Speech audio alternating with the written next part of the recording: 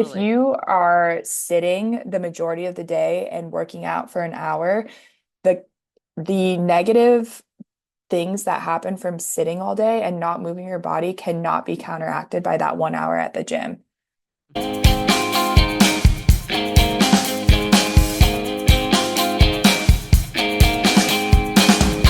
I feel like the best thing that you can do is be your authentic self. Definitely. Yeah, and And listen to what is true for you. mhm, which is exactly what you're doing on New Year's. One of my best friends in the world has a New Year's birthday. She is like such a calm, zen, chill human being. And I've known her since college. And she one year was like, I used to like drive down to her house because it was always over Christmas break in college, and she lived like an hour and a half from me, so I'd go to her birthday for whatever she was doing, and I was like, "What are you doing this year?" And she's like, "Honestly, me and one person are doing yoga."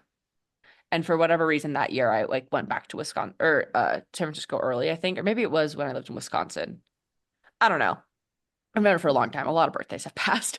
But she was like, yeah, I'm doing a Zen yoga midnight, like ringing it in.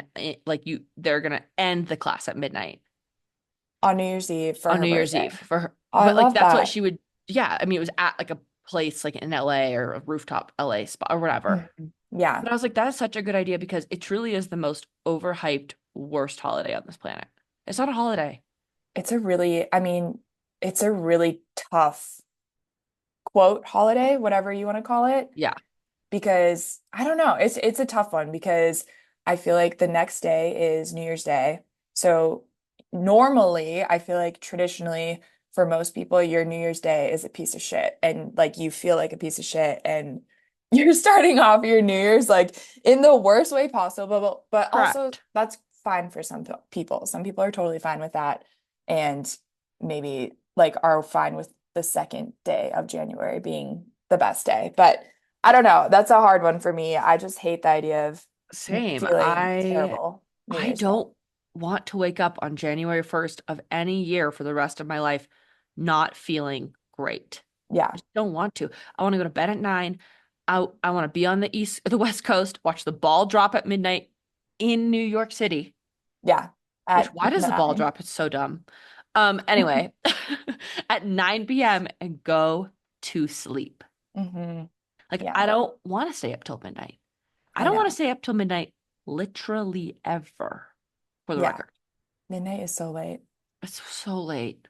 So Yeah. if I were you, I wouldn't be going to whatever concert with all your friends either. I would be home. Yeah. Okay. Well, I'm going to it'll be be in fun. California, It'll but be fun. my sister's Just throwing a party in Tahoe or something. And she's like, "Do you want to come?" I'm like, the literal last thing I want to do is go to go to that. a party. Love you, mean it, but no.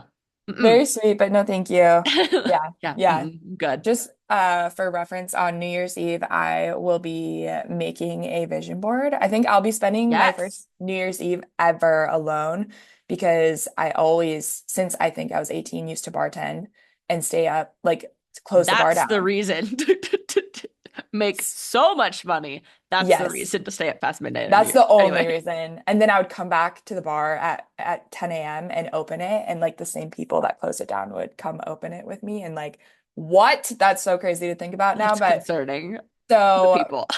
I don't think I've ever had a New Year's Eve by myself, but I'm excited to start it this year and create a vision board for how I want my year to look. I'm gonna get up on New Year's Day and go watch the sunrise at like our local reservoir where we went paddleboarding with you and Dee. When I didn't Uh, have a fin, I when was you like going did. in circles. Okay, continue. Yes.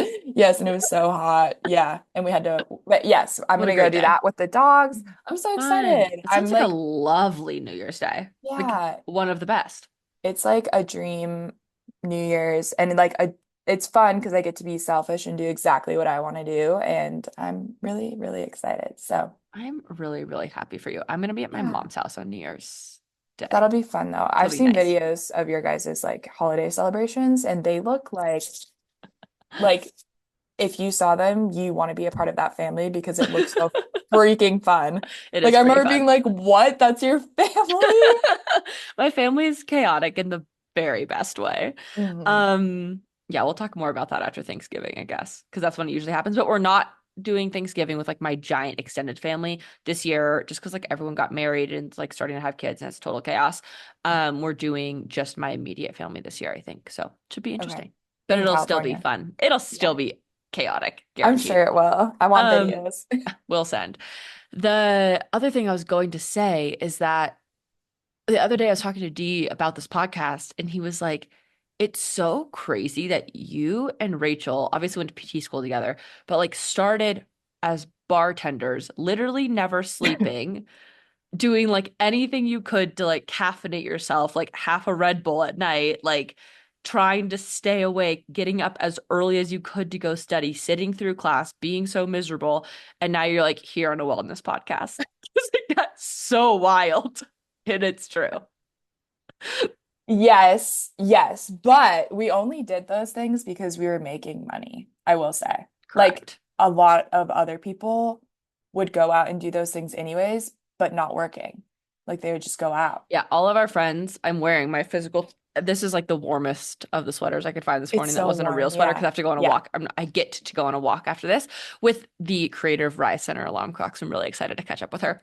I Um, want, tell her I'm gonna be buying one soon. Like it's on buy one my, today. Buy one today. really? It's on Black Friday today.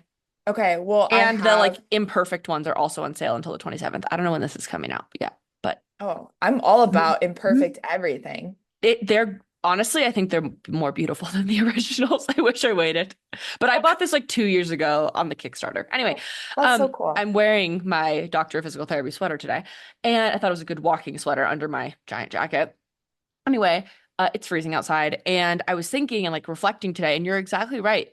Everyone else was out till 2 in the morning, and we were just out till 3 because we had to clean the bar. Yeah. But we were out till 3 in the morning, not partying, so at least we weren't Yeah. hungover. You kind of feel hungover after a Yeah. bartending shift, getting up at Right. 7 a.m., 8 Yeah. a.m.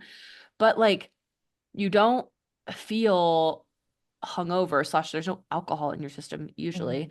Hmm. Plus I'm the worst drunken bartender literally on this planet. So I couldn't ever drink and bartend because I'm so bad at it. I just get distracted and stop working. So I was so always anyway, better. I was always better. you're always better. Not I drunk, but like a few drinks, and I was always yeah. like more social at least. Yeah, no, I was really bad. I remember you'd be like, "Can you come help me?" I'd be I like, don't remember "Yeah." that.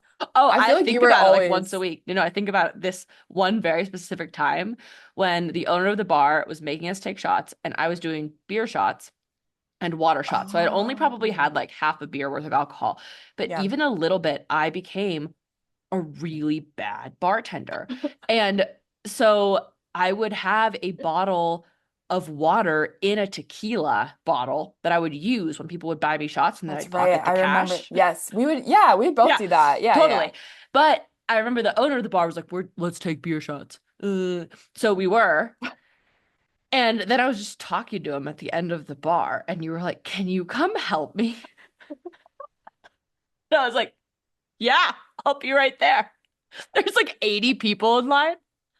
I don't remember this, but I also Hmm. love our friendship, that our friendship is like that, where it's just like, Maddie, and you're like, What's your yeah, deal? I'm coming.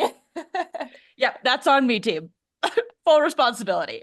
Oh my gosh. It's Anyway, probably because like that was so out of the ordinary. Because normally like I loved bartending with you because it we pulled our weight like oh, equally. 100%. And I loved like it was I never loved like bartending. It was so I fun. was always the one that's stocking. It was so equal. Like we just prepped everything.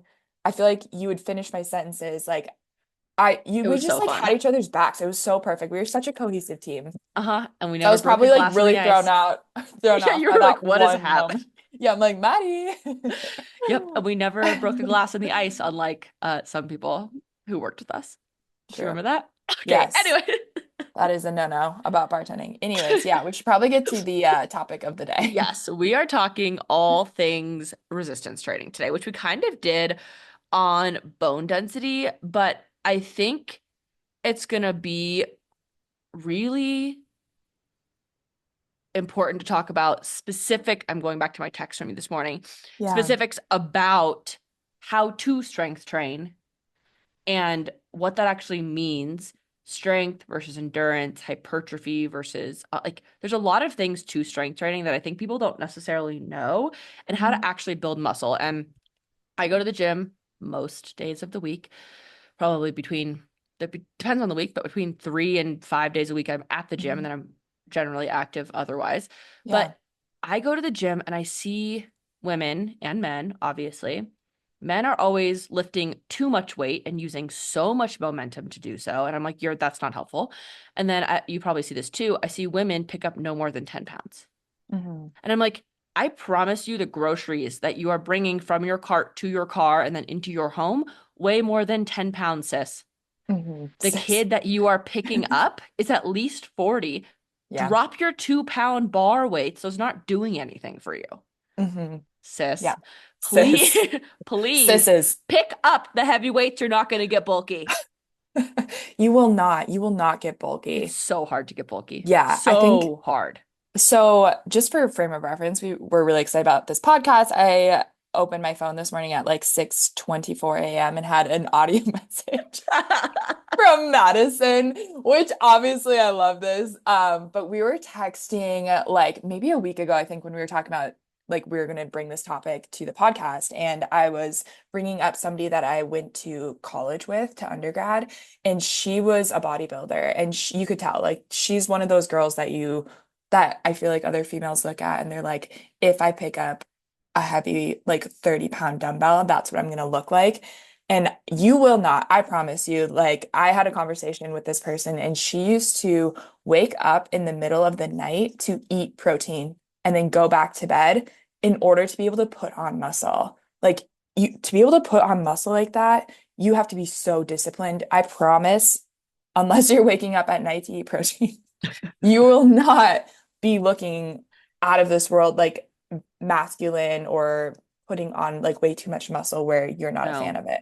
And this is obviously not everyone's goal. Everyone's body goals are different. But if your goal is to look lean and toned, you're not going to get it doing Pilates. I promise you. Mm-hmm. You're going to get it picking up the heaviest weights that you can physically pick up for a couple of reps. Mm-hmm. That's how you're going to get there because toning is not a real thing. I have a doctorate, and so do you, in this. And I still sometimes I'm like, ooh, let's get toned doing Pilates. Like, I think Pilates is great. It's great for your core. It's great for your neck. Yeah. It's great for Oh, posture, whatever. yes. Big fan. One of my best friends who Yeah. is a PT owns a Pilates studio in town. Oh, Like, that's cool. super cool. And she uses Pilates to do rehab with people. Like, it's great. 10 out of 10. We love her. She has the most beautiful studio literally on this planet. It's filled with plants. You would love it. And all white. It's gorgeous. Best natural light. That's where I Oh, take all of white. my branding pictures in that studio. Like Oh, it's the best gorgeous. place in Okay. town. Like it just you Yes. walk in, you're like, oh, I feel so great. She will even tell you it is not going to make you have long, lean, toned muscle. The length of your muscle is based on how long your skeleton is. It's not getting longer. Like think about that. We're gonna get long quads. Your quads take up from your hip joint to your knee joint. Yes. Like it's not getting longer. That is a marketing ploy. Wait, what is this market like long, Have you not lean? heard this? I don't know. I'm Oh my kind of God, it is confused. all over the internet. Well, you know that I just joined Instagram That is true. 6 months ago, and I Oh now my God, you're somehow right. have Yeah, you have three like six accounts. accounts. Okay, it gets you. It gets you. I don't like it, to be honest. Welcome. And I am Welcome. 100 years old when it comes to like knowing these trends and stuff. So no, please fill me in. Okay. If you are on Instagram and you are I mean, Instagram, the algorithm on TikTok, Instagram, Facebook, what you name it, it feeds you the content that it thinks that you want. The content that you interact with the most is the Right. content it's going to give you. I Okay, understand this. Yes. great. My algorithm is mostly filled with Great Danes and dizziness and wellness and strength training, how to build muscle. There are two sides of the strength training algorithm. There is one where you can pick up 5 pounds and get long, lean, toned muscle in bar and Pilates class. There's this is like an advertisement that's happening This or is like like a person who influencers? has a influencer account who is a Pilates instructor. This is a person Oh, who like wants you to join their program. okay. Okay. I promise you the person who's picking up those 2 pound weights and tell you you can get bar arms from 2 pound weights is strength training on the side. They gotta I be. can literally guarantee it. Or Yeah. not eating enough and Hmm. therefore is just like Their looking muscles are really popping out. small. Yeah. Yeah. Okay. That's also not good. You have to eat enough food. We need to eat. Okay. You need to eat. It literally is how your whole body works. Okay. Then there's the side of Instagram that will tell you you literally have to pick up heavy muscles to do what you actually want. The body that you want is going to come when you pick up heavy things. It's not going to come from your 2 pound bar arms unless that's the heaviest you can pick up. Right. Right. Or you're rehabbing or something like that. I will send Yeah. you some later Okay. when I find them. I don't ever like scroll on Instagram. I just hate it so, Good so for you. much. Good for I you. hate I hate everything about it. Sorry, Instagram, and sorry everybody Okay. that likes it, but No one this is likes it. why We're all just addicted. there's like references to things, and I'm never that person that understands it. And if you are friends with me, you are dying laughing right now because you know that this is true. Like It I is true. never Can understand what's going confirm. on. Like I don't know anything about reality TV. Like you'd think I live in a bubble, and maybe I kind of do, but okay, this is I good to know. know about reality TV because I watch it. My marriage is founded on a basis of reality television. Are you aware of this? I knew that you liked reality television like that first time that we came out and visited Right. No, D and I's marriage is founded on reality television. because this is like a bonding thing for you guys, right? Yes, but it happened because he was working like 100 hours a week and I was starting the Vertigo Doctor working like 100 hours a week. We both lived in New York City and you're supposed to work 100 hours a week, which is the stupidest ploy. It's like doing bar arms. It's all a ploy. Um, Anyway, so we would turn on reality television, and this is 20, we met in 2020. And Hmm. so, what else are you going to do? So, we sat inside, watched reality TV, living in New York City, and built businesses. And now it all worked out. We don't want to work 100 hours a week anymore, but we're still addicted to reality television. Okay, that's pretty cute. I don't know if it's a good thing. I But feel like yeah, as long as you're addicted with somebody, it seems less bad? Question mark? we're gonna go with that. It is like our truly our only vice. Like, I don't drink, I don't do drugs, like I don't do it. I barely drink caffeine. Yeah. Just reality TV and sugar. Those are my vices. My guilty Um, pleasures in life. yeah. Yeah. What Anyway, candy corn, right? I freaking love candy corn, but it's out of season now, so I won't eat it again until next October, maybe September. So good. Yeah. Okay. I love that. I don't know anyone else with Okay, any well, vices. thanks for explaining that. Now I know. Yeah, so now we know, and we know the truth. Yes, we do. Hmm. Yeah. So I think what we wanted to basically chat about today is a little bit of background on what me and Matt do when we go to the gym, being PTs, and then talk about we came up with 5 different areas of your body to work on that this applies to everybody. 5 different areas that you should work on every single day in order to prevent pain. And we'll provide those exercises on the pod. And then lastly, we just want to talk about some amazing research studies that we found on resistance training. Just to like one last Love it. kick in there to convince you if you haven't picked up a weight since our last podcast on this, Mhm. like this one will make you Hopefully. convinced you Hmm. have to. And I Yeah. do want to mention that I know a lot of you listening to this have dizziness and vestibular disorders and feel like strength training is going to make that worse. And plug for strength training, it actually is going to make your dizziness better. It's shows in research. I see it clinically. I see it in vestibular group fit. It's why we provide exercise classes. Choose a program, stick to it, do it gently. If you have vestibular disorder, start with 5 minutes and go from there. I have another podcast on scaling on my other podcast. If you have a vestibular disorder and need help with this and you haven't listened to that yet, go listen to it. Um, Plug for that. Anyway. I love it. That's good to know and good to Mhm. remember because if if I was a practicing physician like a family health physician, and somebody came into my office and they were like, give me one thing to fix all of my problems, I would say go lift weights. Literally. That'd be my It answer. if you want to live for a long time and have your health for an equivalent amount of time. So you have your lifespan, which is how many days you are going to be alive on this planet, and your health span, which is how many days you will be healthy on this planet. You need to not stop moving your body. Mhm. And what is the statistic? Like 40% of Americans are obese at this point. I It almost is a think it's lot. over 50. I Over think like 50. if you, I was just listening to a podcast on this, and if you are within like a normal BMI, Mm-hmm. then you are of the minority, Oh my God. is what I was listening to. It says 40.3% of adults aged 20 and older are classified as obese, according to the CDC. Okay, maybe mine But, was but, yep, overweight. 74% Yeah. of adults in the US are overweight, according to the CDC. So if you are Mhm. in that 26% of people who are not overweight, according to the BMI, which I mean, the BMI is not a perfect indicator because Mm-mm.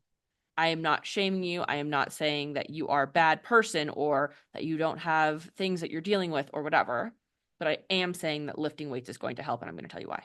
Mhm. We are going to tell you Yeah. why. Hmm. Building muscle is more metabolically active than fat. So if you weigh, let's make it easy, say 150 pounds and you are overweight, or if you're 150 pounds and your BMI says that you are overweight, but you are muscle, you are more metabolically active and more metabolically healthy, even though you weigh the exact same. And I know that there are people who are like, I need to lose 10 pounds, and they'll go to the gym and lift weights, and then they'll build all this muscle. They'll be like lean and toned and all of the things that their goals were, but weigh exactly the same and still be like, I have to lose 10 pounds. And that is not how we want to be. So Hmm. you will burn more calories, you will burn more fat, you will be more metabolically healthy, which most chronic illnesses come from metabolic disorders.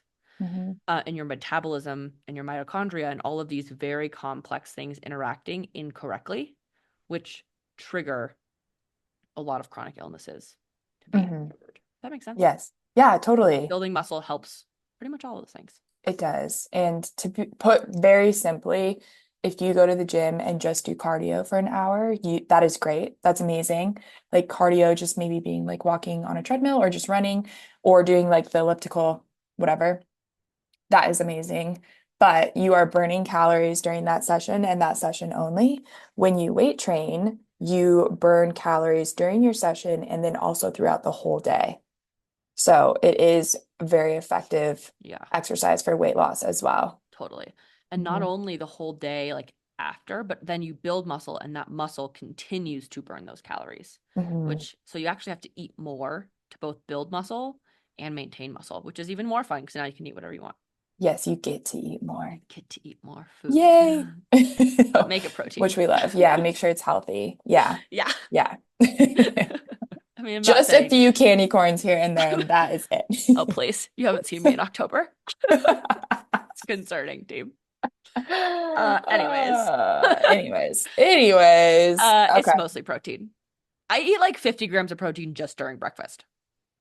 And That's then like the rest of the day, I also have more. So I'm eating mhm. enough protein. I think it's easier to crowd out things than take them away.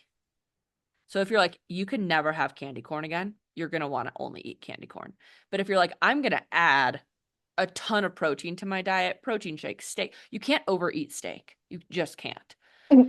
And you can overeat a cake. I could eat a whole cake in a day, but you can't eat four steaks Yeah, you anyway. would be It'd miserable be so miserable. unless you go to like And one of those Brazilian steakhouses and you like get the get meat sweats. your $50 worth of A meat. 100% I'm gonna get the meat sweats if I go there. But it is important to understand that like if you're putting in like I like to think about it as adding stuff rather than taking it away because if you add Mhm. stuff, it gets Yeah. easier to crowd out the bad habits or the not Yeah. so good habits. Right.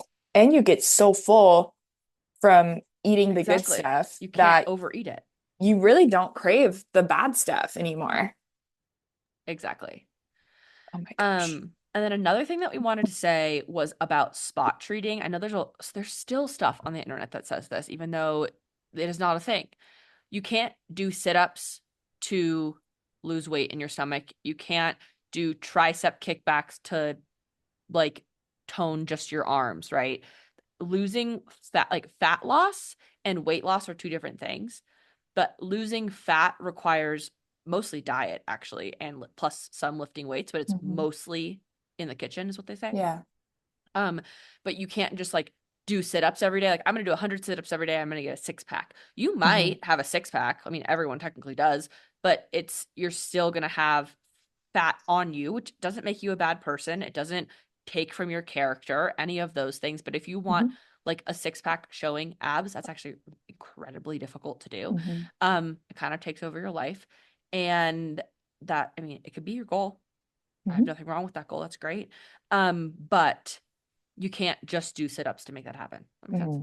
Or Yeah, yeah, planks or exactly. choice. Yes. Yeah. So if you are wanting to hello, Northern Col or Wisconsin. Yikes. Okay. Here we are. Thought I phased that accent out, but I did not. If Yeah, you, right. it is so much better than it used to be, Maddie. Let's start over. If you are wanting to I'm leaving that in. tone your core, like Maddie was saying, if you want a six pack, if you want to, even if you want to reduce belly fat, I think that's a super common place for fat to accumulate is in your belly. If you're wanting to reduce fat there, the answer is not doing sit-ups or planks or core or ab activities. I barely do any ab activities and I don't have a six pack. I don't. I'm not saying that I do. But truly, what you have to do, like Maddie was saying, is it really depends on diet and nutrition. So drinking enough water, eating enough protein, eating all the right things and healthy things to result in overall fat loss from your whole body. You can't just spot treat and be like, okay, by doing more crunches, I'm going to get rid of fat from my abdomen. That's not Yeah. how it works. Yeah. Not how it works. No. Um, and also, if you're like, I like the way my body looks, but I would also like to become stronger, also lifting weights is your answer because being stronger is always going to be more beneficial as you Hmm. age, as you go through perimenopause, if you're a woman, any of us who live long enough as a woman are going to be going through that phase. Hmm. Yeah. And I know that that also can be like something hormonally that helps or doesn't help. It makes you maintain more adipose tissue fat. And things like HRT can be really helpful for that, making sure your thyroid's working right so that your metabolism is working correctly. All of these things are also really important, but the basis of it is going to be your nutrition and weight training, but also Hmm. making sure your body has the right hormones and nutrition and Hmm. supplements and whatever is also Yeah. important. So I don't want to say like some people are like, I do everything right and I can't lose weight. That's time to get your thyroid checked. It's time to get your vitamin D, your A1C, maybe or insulin resistant. Like there's a million reasons um also to get looked at. I think Hmm. people are very much like one side of a coin or the other. They're like it's Hmm. either like it's just diet and nutrition or it's like it's just hormones. It's like okay, it's probably both and Hmm. these are things that you need to consider kind of with your Definitely. doctor. Mhm. Yes, definitely, definitely. And the other piece of that, which I know we were going to talk about eventually, is just how much you're moving throughout the day. So even if you are somebody that goes to the gym every day and you lift weights and you're doing all of the things that you're supposed to at the gym, and you're maybe not loving your weight or just how you're looking, or maybe even how you're feeling. If Totally. you are sitting the majority of the day and working out for an hour, the the negative things that happen from sitting all day and not moving your body cannot be counteracted by that 1 hour at the gym. And this is shown in research. This is not just like Hmm. our professional opinion. I mean, Correct. it is our Yes. professional opinion because it is That shown in too. research. But Hmm. they Yeah. did a really interesting study that I reference all the time at Columbia, Hmm. where they took a group of, I think it was journalists or something like that. So a sedentary job. Most of the time when they're writing, I mean, they go out and Hmm. do stuff, whatever. But or maybe this person was a journalist who was in the study. I don't know. There was a journalist in there and she wrote about it. So, and I listened to a podcast about it too. So what they did is they put people in a room from 9 to 5. I think they were allowed to get up to go to the bathroom, and pretty much that's it. Maybe go eat. But otherwise, they were sedentary at their job, at their desk, doing their job. They did their blood pressure, their fatigue level, their blood sugar, all those things, and just determined, okay, like, how do you feel at the end of the day? People had higher blood pressure, higher blood sugar. They felt more fatigued. All the markers were more bleh. Then the next day, they got them up every 25 minutes for a 5-minute walk, or every 30 minutes for a 5-minute walk. And so that's like getting up 16 times a day if you are That's, sitting there for 8 hours. It's a lot. which is way more than Way I more get than up. And yeah, yeah, same, yeah, same, same. But for the yeah. purposes of the study, that's what they did. They Interesting. found lower blood pressure, I think it was 70 points or percent. I'm gonna have to find this study while you talk or something. A massive reduction in your not A1C, your blood sugar, your fasting blood glucose, and their blood pressure went down, and their heart rate went down, and their fatigue levels went down. So they were far more energized. Their blood pressure was normalized, their blood sugar was normalized, and they just felt better, and they're more productive Just from getting up and just walking from for getting up five and walking minutes. like 2.0 on a treadmill. Mm-hmm. I'm gonna find the study. I'm sorry, but like, this is why I love research so much. Like, what? That's so crazy. That's something all of us can do too. And when you're working, I get it because I am a workaholic. I work too much. I know this about myself. It's an issue. I'm working on it. It'll be on my vision board on New Year's Eve. It's totally fine. I know it's hard to get up and take a It break, is. but when you hear something like that's crazy. And Uh-huh. every time I do get up and just walk, I also have a walking pad, which I like, of course, Same. I like, never use it. I yeah, need a standing desk. yeah, definitely. There Yeah, you go. otherwise it's really hard Hmm. to use. But even just getting up and walking, like what? That's so crazy to Yeah. me. Okay. Okay. This is a study. The optimal amount of movement research found was 5 minutes of walking every 30 minutes. This was the only amount that significantly lowered both blood sugar and blood pressure. In addition, this walking regimen had a dramatic effect on how the participants responded to large meals, reducing blood sugar spikes by 58% compared with sitting all day. Wow. Hmm. And this was over how long did Just one they? day. Just one day I think so. So like compared to the day before. So they were of like one not day moving sit at all all. day Okay. and then one day get up throughout the Yeah. day. Yeah. So yeah. Wow. That is Hmm. cool. I love that so Yeah. much. Yeah. All walking regimens except walking 1 minute every hour led to significant decreases in fatigues and in significant improvement in mood. Mm, None of the walking influenced cognition, which is interesting. that is Um, interesting. they are currently testing 25 doses of walking health outcomes. Okay. Most did not have diabetes or blood pressure issues in the study. They're in their 40s, 50s, and 60s. I will send you Okay. this so we can Drop it. drop it in the show notes. Let me just write that down. It's in the Journal of Medicine and Science in Sports and Exercise, the ACSM. Okay. Hmm. Cool. I Pretty love that. cool. Pretty sweet. 10 out of 10 study. I'm a big fan. I'm a So big fan too. That makes I me want to thought stand up right now. I know, right? Someone also found, and this is not something where I know the exact study, but I know that someone found also that doing, I think, 10 sit to stands in every 45 minutes or something had similar effects, which is Hmm. honestly easier than walking for 5 minutes.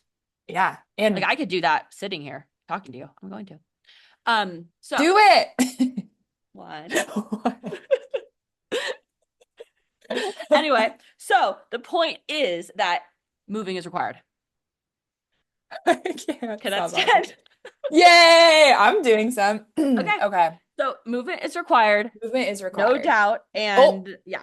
just hit So my how do dog. we actually gain muscle while you do your 10 sit stands? Gaining muscle is in a couple of different segments. And in order to explain this, we need to go back to types of muscle fibers. So you have three types of muscle fibers in your body that make up different muscles.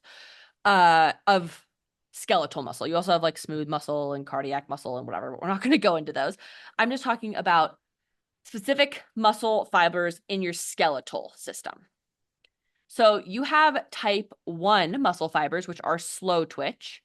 These are red, thin, high concentration of mitochondria, the powerhouse of the cell, and they are aerobic respiration. So these are things like endurance muscles. So think walking, sitting, standing all day, resistant to fatigue.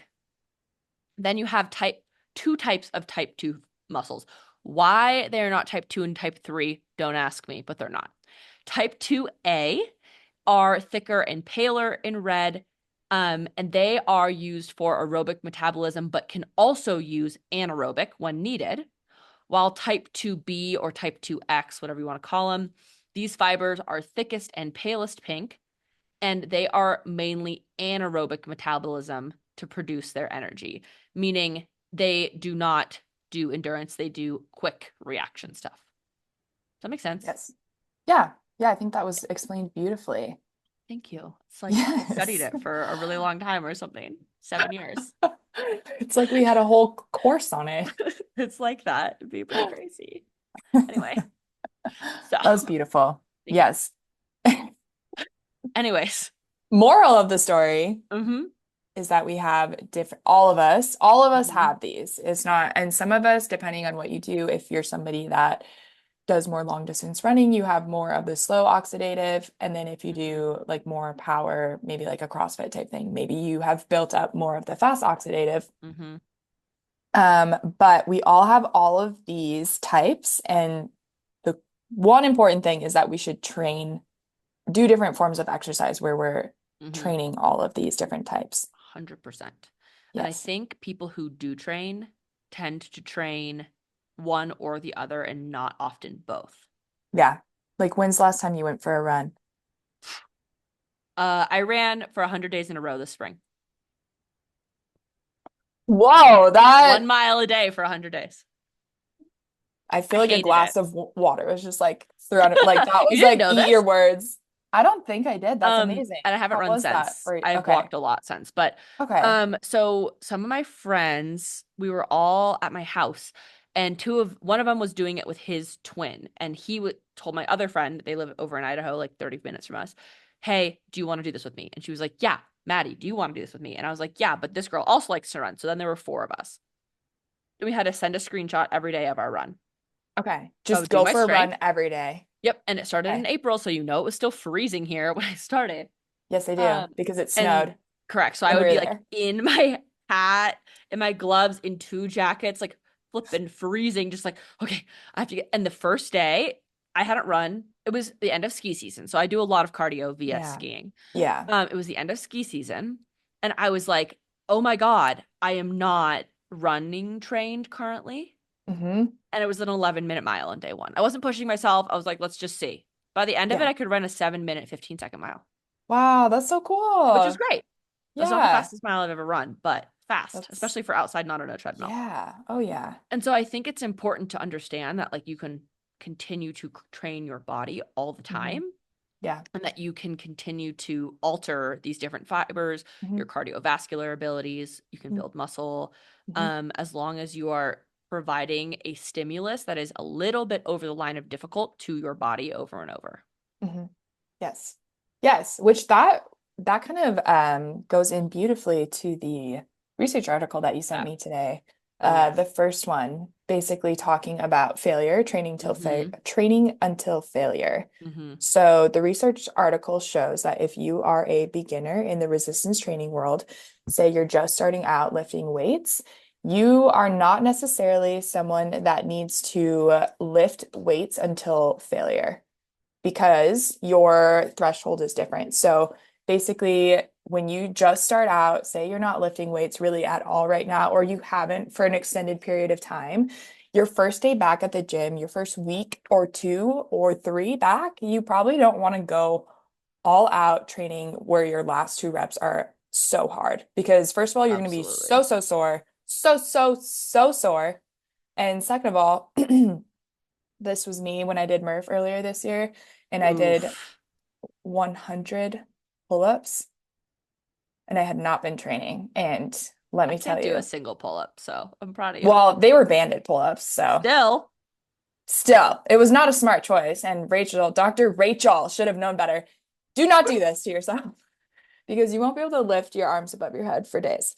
So don't do that. But in that case, I haven't been doing pull-ups in a really long time. And so me just training that muscle, not to failure, was enough where I can start to build strength as a newer weight trainer or starting a new stimulus. 100%. 100%. Yes. And I Yes. also think it's like learning how to do the movement well is honestly more important than how much that you are lifting when you are a beginner. Because doing the movement well, it will be easier to add weight if you're like, oh, I can still do a full squat. I can still do a full bicep curl. I'm not using momentum to do it.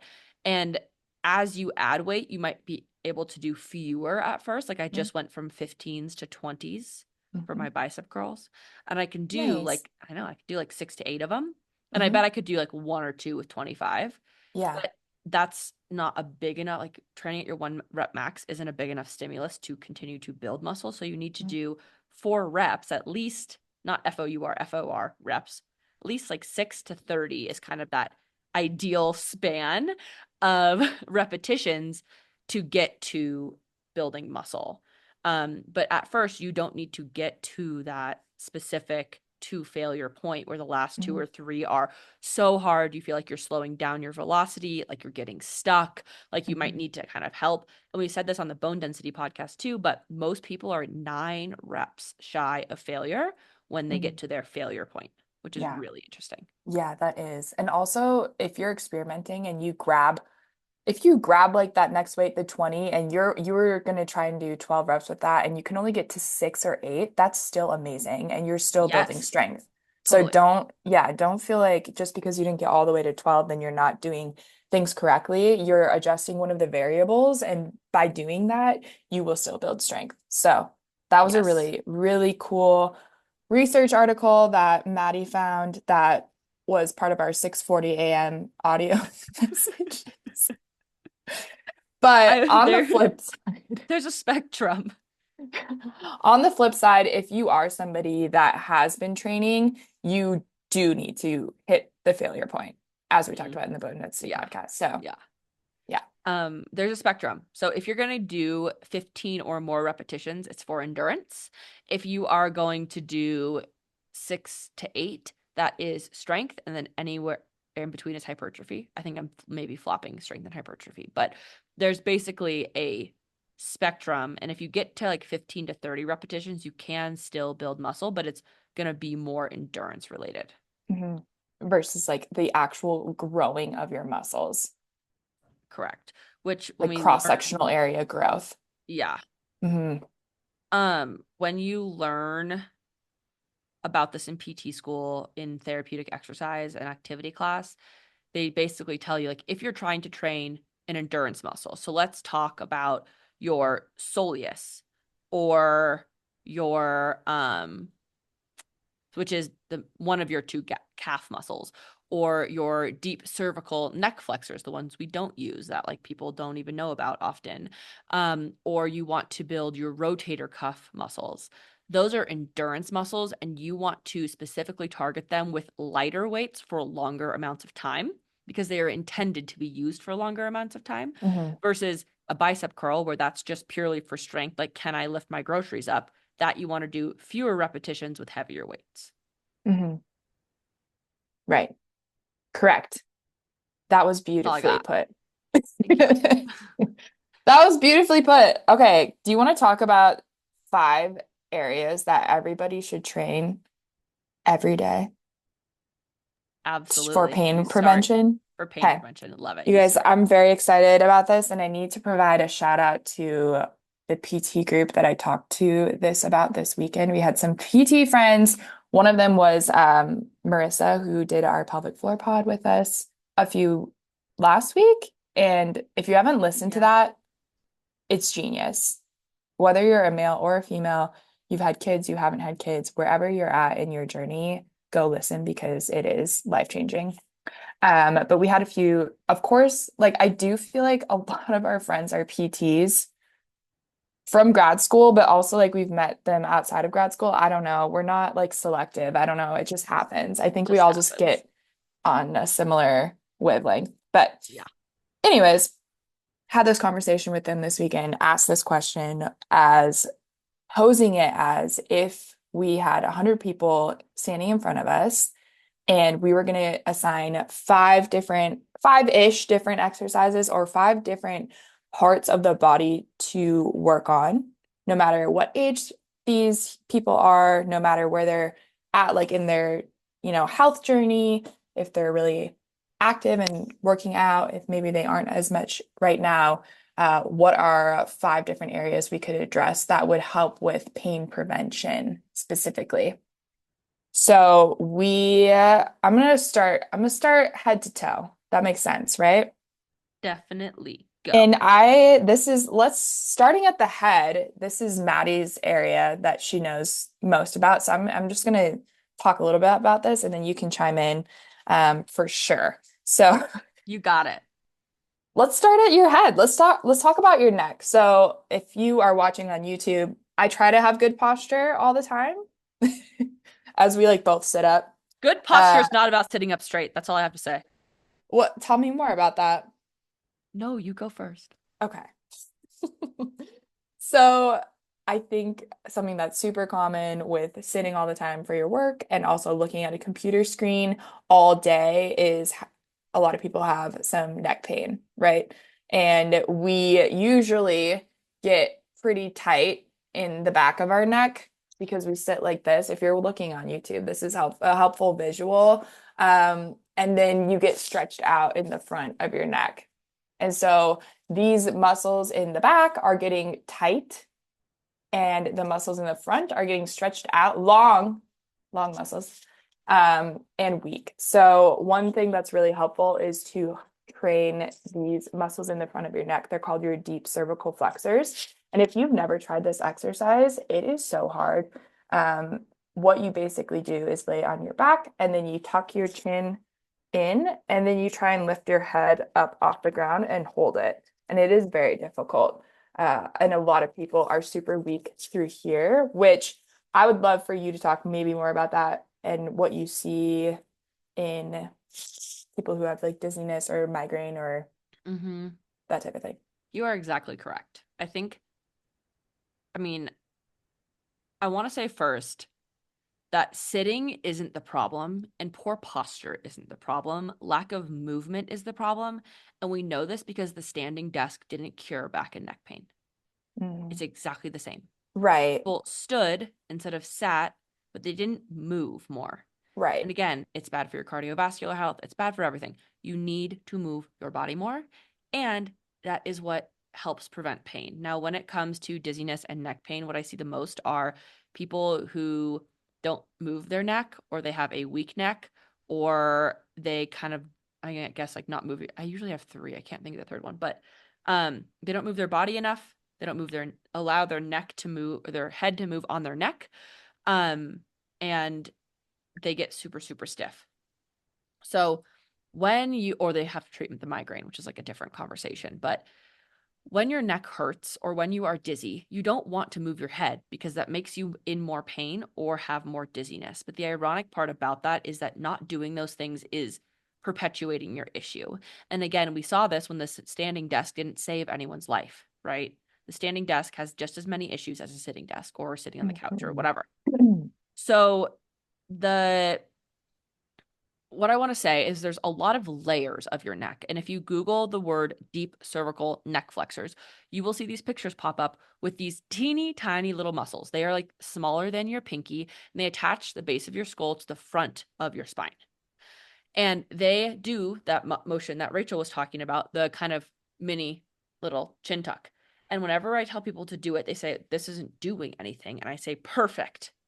I don't want it to do anything, honestly. And when you're first moving this, like, yes, the goal is to be able to use those to pick your head up off of the floor. But when you're learning how to do it, I don't even have people pick their neck up off the floor. I have them put their hands on their neck and say, can you move your head on top of your neck without feeling any of your neck muscles move? And when done correctly, you will actually get a sore throat. And it's because those neck muscles are a little bit sore, but they don't really have the correct signals to send to your brain that say, hey, I'm sore like a regular muscle. It says, hey, I'm sore like a sore throat, because it pulls a little bit. Anyway, those are your endurance muscles versus the big muscles, the SCMs and the trap muscles, which are ultimately your big movers. They're meant to move your head sideways, turn them around, look up, look down, look side. Like all the big motions of your head are meant to be using those bigger muscles. They're your big movers for a reason. They're not really long endurance muscles. Like, I mean, they do have endurance fibers, sure, yes, but it's not like the other big ones are. Does that make sense? So 100%. chin Yes. tucks are your friend. Chin tucks. And this is something, whether you have dizziness, whether you don't, whether you have neck problems, whether you don't have neck problems, this is something you should do every day. Applies to all. 100%. And get up and move your flipping body. Allow your head to move. Look side to side. Don't move like a robot, but also, like, yes, do chin tucks, but stand up in the middle of the day. Your posture, again, is not about sitting up straight. Your posture is about allowing yourself to slouch to one side, shoving yourself to the other side, leaning back in your chair, leaning forward, leaning on your hand. All of these motions, all of these different things that we are supposed to do to move our posture is a positive thing for our body. But bad posture is not about slouching. Bad posture is about lack of movement. I will die on that hill. That was that was beautifully put. You're beautifully put. Thank you. That was beautiful. Can you guys tell Maddie has had this conversation before? No, I've never said that once in my life. I don't know what you're talking about. She just came up with that. Don't know where it came from. Yeah, don't know where it came I from. I couldn't agree more. And I I agree completely. I hate staring at a Hmm. computer screen all day. Frankly, it hurts my eyes. I think, Oh, same. It's literally the worst. yeah. So maybe we should add the 20-20-20 rule. Oh, I love the 20-20-20 rule. Yeah, And I I'm gonna love the let you video explain Joe it. made about I his extra know. 20-20-20. I have been complaining to him. Okay, so I have these blue blocker, whatever glasses. You guys, if you're on YouTube, you're gonna think this is so funny. I'm a really huge Harry Potter nerd, and so for my 30th birthday, I had a Harry Potter party at my house and decorated my whole house. It was really cool. And I bought these glasses to be Harry Potter. So these are my only blue blocker glasses. Anyways, I was complaining to Joe so much because my eyes hurt so freaking bad from looking at a screen all day. And he's like, take a break. And I'm like, I here I am like telling people to get up and move all day and like move your body and blah blah blah, preaching to everybody. And I'm complaining about not doing the same thing for my Same. eyes. How Hmm. does that make any sense? It's I'm really ashamed, hard to but practice what you preach, like really difficult. And I think it's yeah, important to practice what we preach, but also recognize that it is hard. And like also that is to give people who don't do it some grace. Like it's hard to do. totally. It But is even hard to do. yesterday, I was doing that. Like I was sitting at my computer, I was making a presentation, I was starving, like literally so hungry. And I couldn't go Yeah. home because I'm getting heaters installed and there's people standing over my fridge. And I was like, I can't go home, make food.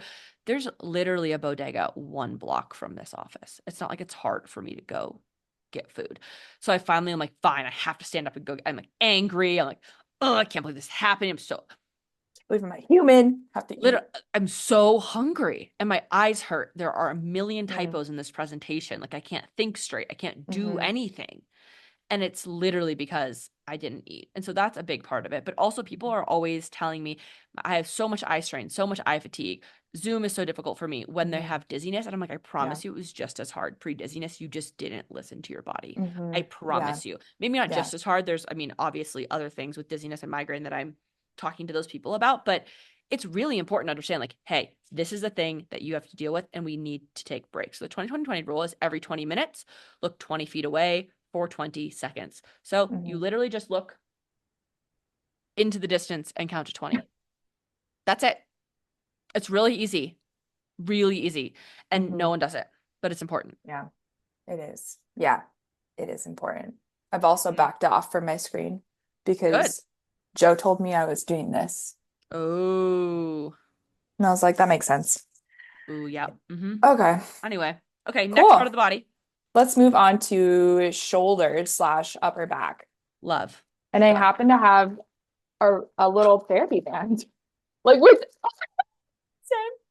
you're a PT when Blend. you have a therapy band within arm's reach of your computer. Literally always. This one's kind of hard though. It's okay. I can do it still, I I have an easy think. one. Okay. Okay. Watch on YouTube. We'll show So you. if you're on YouTube, we have fun colored bands. Ooh, green. Green. Okay. So let's talk about scap stabilizers. Tell me what to do. So I'm gonna oh, my grandma's calling me. Hi. I'll call her later. Um, sorry, Grandma. Okay. So I'm gonna venture out there to say if you come into PT or you're having any type of shoulder pain or problem, do this right now. And also, if you're not, do this regardless. Like, this is why these are It's not so great. medical advice, but yes. This is not medical advice, But everyone but else on the internet is telling you to do it, so whatever. you should still do it because this is why these are so great because it's just going to help with pain prevention. So, yes, if you're watching what Maddie is doing, we're just externally rotating. And then our aim is to hit our scap stabilizers. So these are on your back, on either side of your upper spine. And when you go out and move your arms out, beautiful. Beautiful. Okay, when you externally rotate like that at your arms and pull the band, what you want to think about is trying to squeeze, like if a pencil was between your shoulder blades, trying to squeeze that pencil with your muscles, using those muscles. And a lot of times, same thing with like what we were talking about with your deep cervical flexors, how they get stretched out and weak. That happens to these muscles precisely. And that's why a lot of people do have rotator cuff issues. So they are making all the muscles that surround their shoulder joint do all of the work. And they're not meant to do all of that work. You're supposed to have help from these scap stabilizers for everything. And so when your shoulder has to do all of that work, it gets angry and it gets upset with you. And then you have to retrain these scap stabilizers on your back so that they can help out. 100%. As someone who has bilaterally torn labrums in her shoulders because of a ski accident, fun fact, I have to do these all the time or I am in a lot of pain. And that helps manage your pain. It helped manage my pain. How cool is that? Fun fact. And pretty much everyone by the time they're 30 has a labral tear or two, so don't be worried if you have one. There are things you can do to offset pain, like exactly what Maddie said. She's healthy, she's strong, she does all the things that she needs to, where you don't necessarily need like this huge surgery or taking pain pills, or I can't do that anymore because I have this pain. I can't.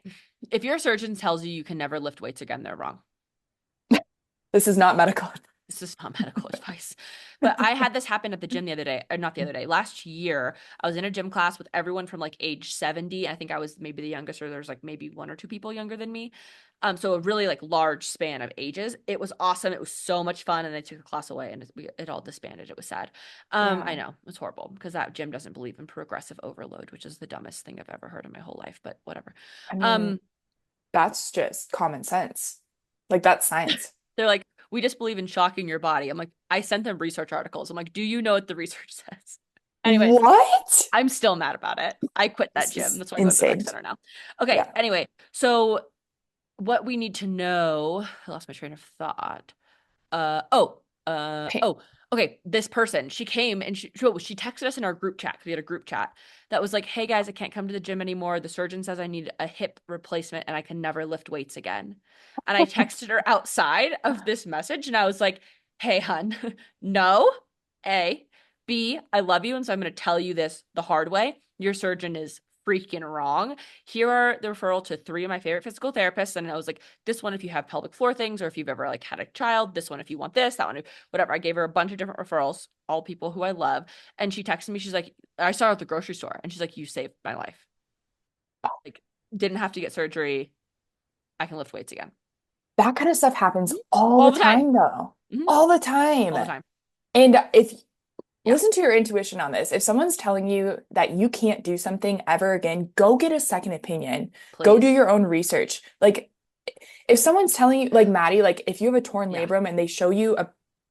a, a I've never got it imaging, imaged, but yeah. Hmm. if they're showing you imaging of Hmm. this and they're like, okay, like you need surgery, Hmm. or you know what, you're not gonna be able to do these things anymore. That's not always true. Like Hmm. there's always things we Yeah. can do to make things better. I I think about it sometimes and I'm like, maybe when I'm 80, I might need a shoulder replacement, which is Yeah. the surgery that I'm honestly most afraid of ever, Mm, period. Like mm-mm. the Yeah. replacement I want least is a shoulder.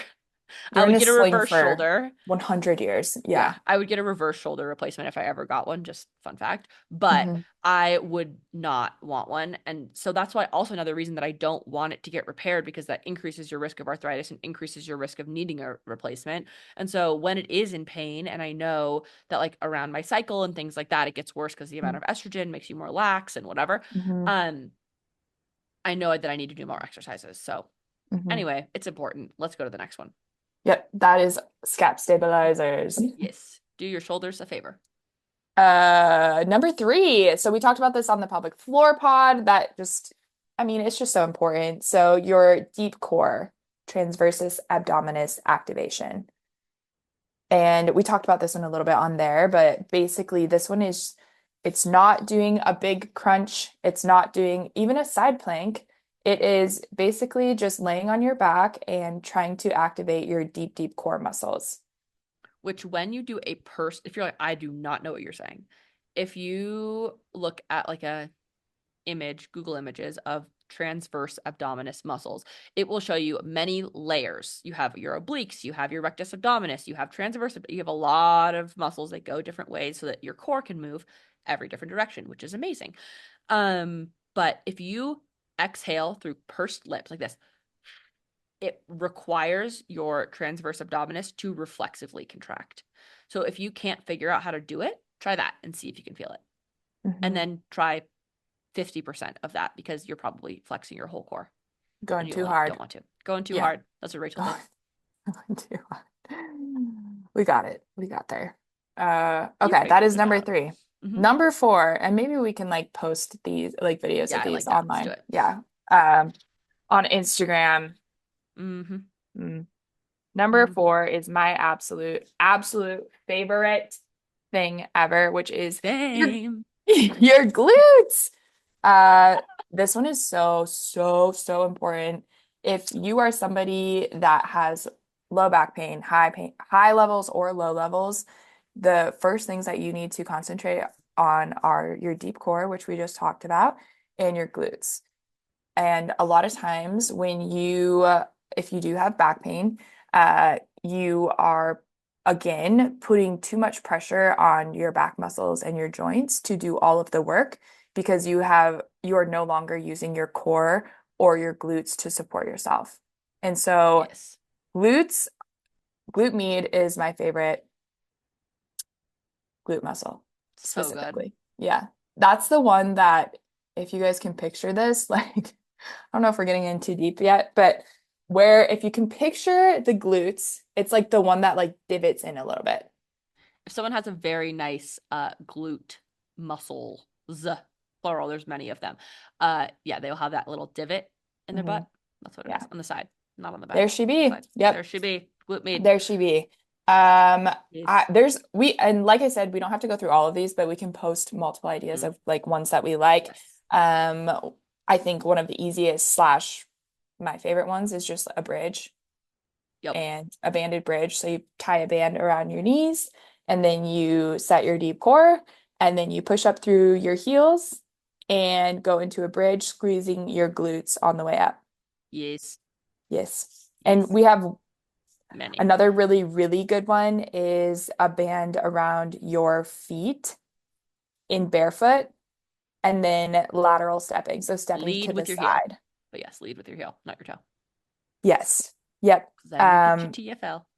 And that through like EMG has shown to be one of the highest glute activators out there, like one of Hmm. the best exercises for that. So it sounds innocent, but I promise if you try it, you will Just be thinking about it you'll burns. be burning. Yeah, But you'll be also burning. knowing that burning is not necessarily muscle building. Failure. is muscle building. And there's a difference. And it's harder to get these stabilizers to failure. So get them to fatigue. But if you're doing like a deadlift, it shouldn't burn. That means you're not using heavy enough weights. Fun fact. Ooh, that's a good one. I like Mhm. that. Yeah. I also want to state that whenever my friends are like, oh my gosh, I have back pain from skiing, it is every single time it's their glutes. Every time. And I'm like, you should be doing, well, it's a really high impact sport. So we practice. I have them do box jump ups and jump downs, lunges, Bulgarians, and heaviest deadlift that you can. Gone every time. I love that. That's amazing. I love it. I love a I heavy lo deadlift. I love it. I love it. Heavy deadlift, Also, nothing better. yeah, If you're my yeah. Oh, patient, every single one of them does deadlifts. Fun fact. They're yeah. like, deadlifts Ooh, every day, Dr. Madison. And I'm like, yes, go off. every single day. I do love a good Always. deadlift. Me too. Yeah, deadlifts are great. hmm But you have to, there is a very specific Mhm. way to do them wrong and Yes. right Hmm. and using the Yes. correct muscles. So, Correct. Learn how to do yes, them right. Anyway. correct. A All right. good Next one. Oh, rule go. of thumb too, I'm just gonna pop in there and say, like, if you are at the gym and you're having a hard time finding your butt and glutes when you're doing these exercises, like if you're doing a squat, if you're doing a deadlift, if you're doing a split squat, Bulgarian split squat, if you're doing a lunge, you should feel all of these leg exercises, you should feel in your glutes. And if you're not feeling them in your glutes, then do like a banded warm up, like a banded bridge, or like I said, tie the band around your feet and do some lateral stepping and feel that burn of where that is. And that helps kind of make that connection between your brain and that muscle too. So then when Totally. you're doing the deadlifts and you're doing the big exercises, you can feel that where you're supposed to be feeling it. Yeah. The Yeah. first 6 weeks of strength training, especially when you haven't strength trained before, is literally neuromuscular control. So your ability to lift more weight in the first 6 weeks will go up much faster than it will in the future because your brain is like, oh, I remember how to use my glutes now. I remember how to use my biceps now over and over and over again until your brain is like, okay, now we can actually start building muscle. So it Mhm. feels like you're building muscle really, really fast in the first 6 weeks, but in reality, you are not. You are making a better brain nervous system connection, and then you will go up from Mhm. muscle strength, which Yes, is which cool is too. still a super integral part of the process. And Mm-hmm. then, I mean, I mean, the whole point of this, once you're learning to find your deep core and you're Mm-hmm. finding your glutes and you're finding your scap stabilizers, the whole point Mm-hmm. of that is when you are walking and going for like a 10-minute walk, you are using the correct muscles. You have your core engaged, you have your glutes engaged, you're using everything that you're supposed to be using because you've been able to find that by doing this targeted strengthening.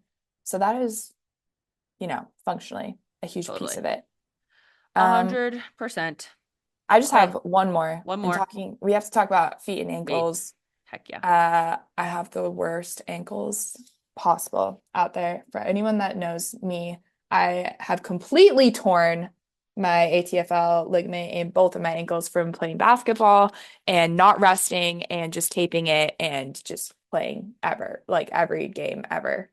So Qigong and my ankles I've had to work on to get really nice and strong to combat that because I literally don't have that ligament anymore. I'm convinced that it's gone. I wouldn't be Um, surprised. yeah, my range of motion is abnormal. Terrifyingly big. Yes, just keeps going. So feet and ankles, this one is great for foot strengthening, which we love because we want an arch in your foot. This is good. An arch is good. And we want that. Yes. And you can help actually train those little tiny muscles that are on the bottom of your foot. And they seem harmless, but they're actually super, super important to keep nice and strong. And so one of the best ways to do this is by standing on something like a pillow or like a foam pad.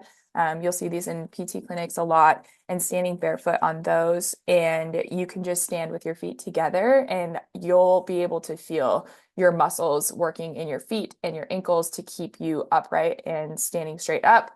You can also do like single leg stance, just standing on one foot, and that will help train as well. You can add all the things, which talking about balance and things like if you want to close your eyes, that's a great way. You'll be surprised at how much harder it is to stand upright on a foam pad with your eyes closed. 100%. And I know one of the most common things that people have in their feet is plantar fasciitis.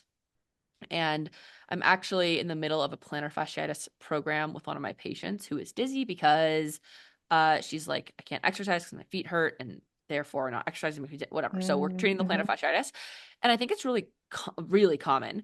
Arch Mm-hmm. support, heel cups, those are your friend. But then other things that are your friend are going to be calf raises, calf stretches, and toe exercises like towel crunches or marble toes, where you like pick up marbles with one, like on the floor with your toes and then put it into a box. And then, Mm-hmm. anyway, Yeah. Yeah. so those are good That's too. cool. I love that you're treating both of those things. We got us sometimes. Yeah. It's a That's lot of cool fun. This is though. why we don't work with insurance, because if we worked with insurance, they'd be like, you can't treat her plantar fasciitis. Yeah, you can't do both of those things. So Yeah. dumb. But it's making her dizzier. So dumb. Yeah. Anyway. Well, you can't treat the root cause. Don't do that. Cool, cool, cool. I heard a doctor on a podcast the other day say that he calls continuing medical education continuing pharmaceutical education. Anyway, Yeah, I think that's true. pretty I think topical. that's true. Me too, I think sadly.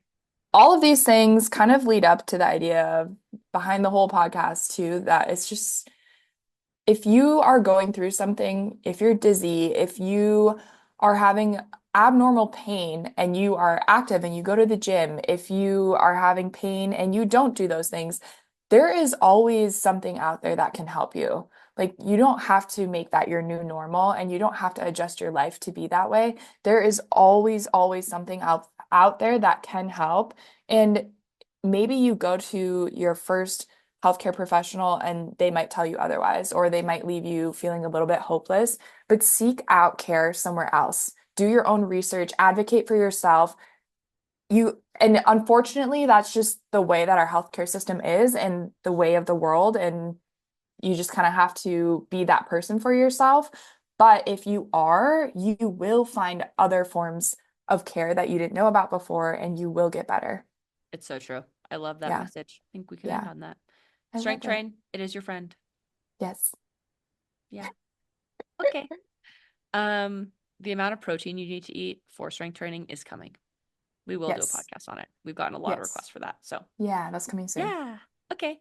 Yay. Thanks Well, so thanks much for for being joining, here. Yeah. everybody. Like, Yes. follow, subscribe to our YouTube channel. That's there. Yeah. Subscribe to this, leave us a 5-star review wherever you get your podcast. A review on Yes. Apple literally means the world to us. It So does. do Yeah. that. Yes. And give us a follow on Instagram at thewellbeing.pod, even though Rachel hates Instagram. She's there. It's all good. I'm here. I'll still be on there, but it's fine. We'll add all of our fun exercises to Instagram Yes. too, so look out for that. Yeah. All right. Otherwise, have an amazing day. Bye. Bye.